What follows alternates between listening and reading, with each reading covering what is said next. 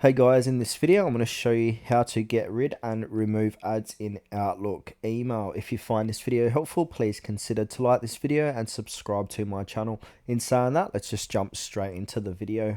Okay, so there's a few different ways how to do this. So I'm going to go through these different ways one by one. Now the first way, if you're using the web version, so in your web browser, you're at outlook.live.com, you're going to see these ads on the right hand side. Now in order to remove these, we need to go ahead and click onto our profile here. And from here, we need to click onto my Microsoft account.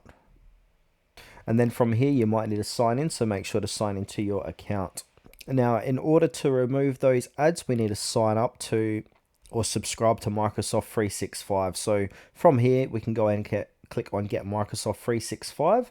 And now a pop-up should appear like this. So achieve the extraordinary in Microsoft 365. So we've got yearly or monthly plans. If you go over the yearly, you're going to save up to 16%. Now this is in AU dollars. Now if you sign up to their subscription, you're not going to get those ads anymore. But if you don't want to pay, there is another way. So the other way is to use an ad blocker. So if you're on Microsoft Outlook like I am now, so I'm going to head back here.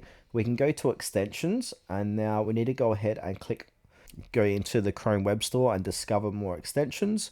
Now from here, we want to go ahead and use uBlock Origin or AdBlock Plus in Chrome. This works for Edge and Firefox as well. So I'm sure you guys know how to add extensions. So that's going to remove those ads.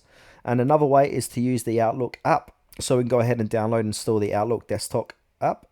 So as you can see, I've got it on my computer here. So I'm going to open it up. And now the desktop version does not display banner ads like Outlook.com.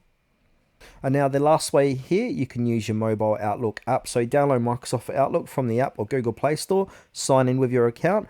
And what I've noticed, ads are minimal compared to the web version.